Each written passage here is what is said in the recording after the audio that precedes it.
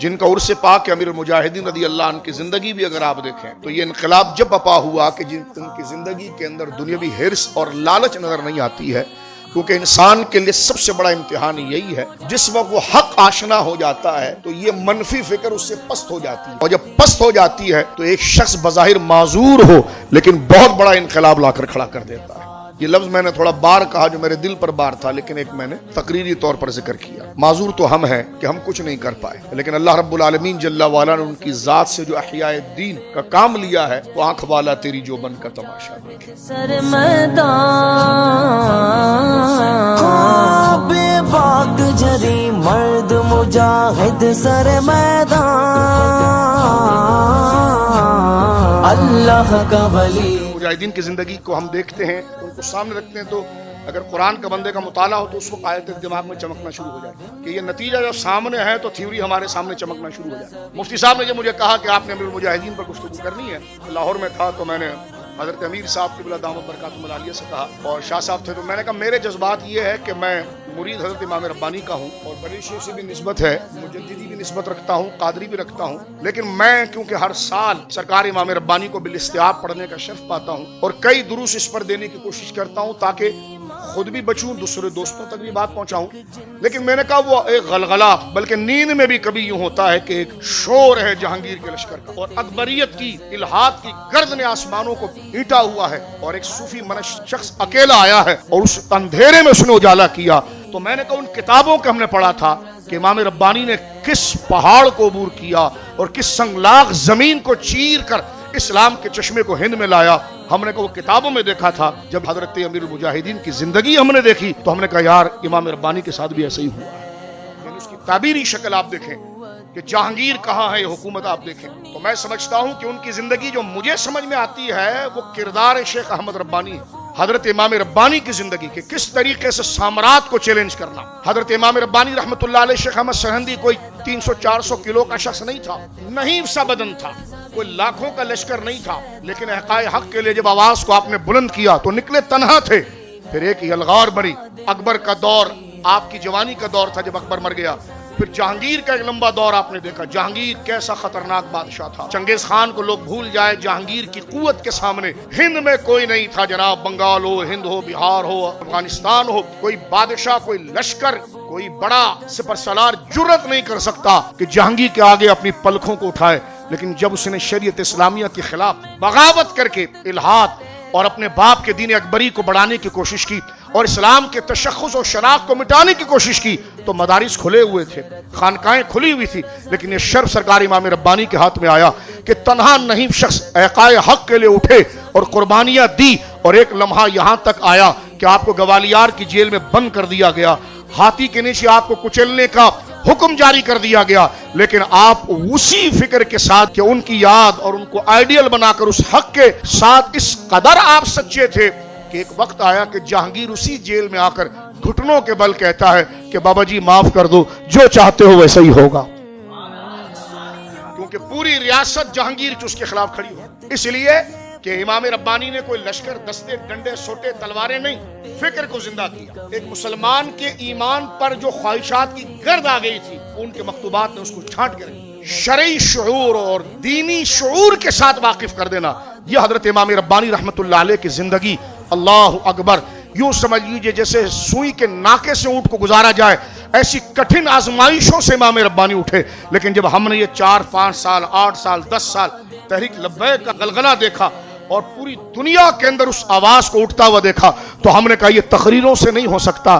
تقریر تو ہم بھی کر رہے تھے، یہ مناظروں کا بھی حاصل نہیں۔ میں نے کہا مناظرے بھی ہم نے بڑے کیے، نہ یہ تحریروں کا ہے۔ میں نے کہا رب جب کسی کو چنتا ہے اور معمور کرتا ہے تو اس کی زبان پر وہ تاثیر ہوتی ہے کہ شر سے لے کر غرب تک الہاد اور بے دینی کے جھاگ بیٹھتے ہیں اور حقانیت کا سورج طلوع ہو جاتا ہے، اور یہ ہوا۔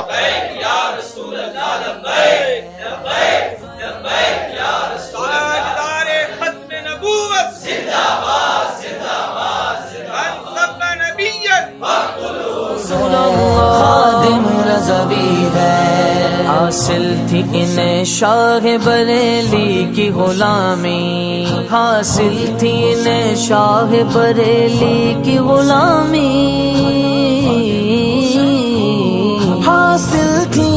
شاہ بریلی کی غلامی. اسے کہنے کہ سنا تم امریکہ گئے تھے 1 مہینہ رہ کر آئے. میں نے کہا گیا تھا حضرت. کہنے کہ کیا معاملات رہے وہاں, بڑا لمبا سفر کیا تم نے؟ تو میں نے کہا حضرت میں تو وہاں گیا لیکن وہاں کے نوجوانوں کے, جو امریکہ کے نوجوان تھے, ان کی ڈیپیوں پر آپ کی فوٹو لگی. تو یہ عروج یہ بندے کے بس کی بات نہیں. تو میں سرکار امام ربانی کی تصویر جو دیکھتا ہوں, حضرت امیر المجاہدین کو دیکھتا ہوں کہ کس طریقے سے وہی چیزیں آپ کو مظاہر و اہداف ان کی زندگی میں نظر آ جائے. وہ استقامت, وہ بہادری, وہ بغیر کسی لاؤ لشکر کے اور اسبابی حربی آلات کے ایک رب پر اعتماد کرتے ہوئے ہر آزمائش کے اندر کود جانا. کبھی آپ فیض آباد کی شیلنگ کا مظاہرہ دیکھیں تو بندے کے اندر احد کی بھگدڑ کی وہ تاثیر یاد آ جاتی ہے.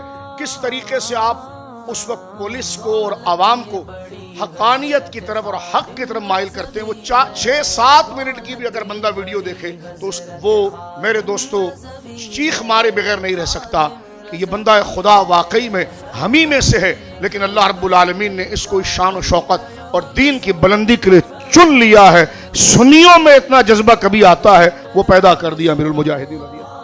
اس لیے جب مفتی صاحب نے مجھے کہا کہ ان کی زندگی پر کچھ گفتگو کریں تو میرے سامنے ایک قرآن کی آیت جو سورہ آل عمران کی وَلْتَكُنْ أُمَّةٌ يَدْعُونَ إِلَى الْخَيْرِ یہ ذہن میں آئی. امام ربانی کا جذبہ جس ذہن میں آیا, چند احادیث میرے ذہن میں گزری کہ یہی وہ لوگ ہیں جو قیامت تک آتے رہیں گے, کیونکہ انہی کا وجود ختم نبوت کی دلیل ہے. جس امت میں اس وقت کا بندہ اتنا روشن ہو تو اس امت میں اندھیرا کہاں ہے جو نبی آئے گا. ان ہستیوں کا وجود ہی ختم نبوت کی دلیل ہوتا ہے کہ اتنا باوقار آدمی جو انبیاء جیسے کام کر جائے. تو حضور علی سید عالم کا جو ارشاد ہے میرے دوستو بزرگوں, تو اب آپ دیکھیے کہ ہمارے 6 سال پہلے ایک شخص ایسا گزرا کہ جس نے جناب جو ہے کہ وہ اتنی روشنی بکھیر دی. تو نبی وہاں پر آتے ہیں جہاں اندھیرا ہوتا ہے. تو جناب سید عالم صلی اللہ علیہ وسلم نے علماء کو جو انبیاء بنی اسرائیل کا وارث قرار دیا, یا انبیاء کی تعلیم کا وارث قرار دیا, یہ ختم نبوت کی دلیل تھی کہ میرے بعد نبی تو نہیں آئیں گے لیکن میرے نائبین وہ کام کریں گے جو انبیاء کر کے دکھاتے. یہ انقلاب آپ کو قرآن کریم کے اندر انبیاء کی شکل میں نظر آئے گا. جو فیضان ہے, جو تتبع ہے, جو خیرات ہے, جو مظہر ہیں, ان کی ذات گرامی کے اندر جو تتبع کے اندر عطا ہوا, تو یہ ختم نبوت کی بین دلیل ہے.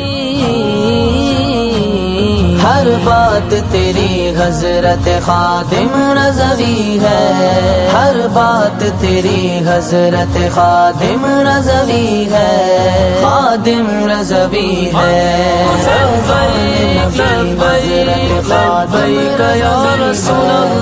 نوجوانوں کے اندر حضور سید عالم کا عشق اور محبت اتنا جگایا ہو, اور میں سمجھتا ہوں میرے مجاہدین کے تجدیدی کاموں کے اندر یہ ہے کہ انہوں نے امت کا رخ جناب رسول اللہ کی طرف کر. واقعی میں یہ بغیر میں کسی تعلق کے, انہوں نے کہا جی پیروں کو کیوں پکڑا تھا؟ کہا رسول اللہ کے لیے. کہا مولیوں کے ساتھ کیوں چلے تھے؟ رسول اللہ کے. کہا ادھر ہی کیوں رک گئے تھے؟ ادھر ہی کیوں رک گئے؟ چلے تھے رسول اللہ کے تو وہاں کیوں رک گئے؟ وہ صرف واسطے تھے, منزل نہیں تھی. اور جو آپ کا نعرہ تھا کہ بات صرف رسول اللہ کی ہوگی, یہ اتنا بڑا اعلان ہے کہ جب کوئی اس احساس سے گزرے, دین کے غم اور فکر سے گزرے, اس کو پتا چلے کہ یہ شخصیت کس قدر قیمتی تھی اور کتنا بڑا کام اس شخصیت نے کر کے دکھایا. ہاں بندہ اپنی ذات کو پورا دین سمجھے تو وہ ان روشنیوں سے استفادہ نہیں کر سکتا, لیکن اگر اپنے آپ کو اللہ کی بارگاہ کا ایک ادنا بندہ اور آخرت اور رسول اللہ سے محبت کا رشتہ کرے تو وہ ان سچوں کی تعریف کیے بغیر نہیں رہ سکتا. وہ ختم نبوت کا سرے دہر محافظ, کیا مرد جری حضرت خادم رضوی ہے.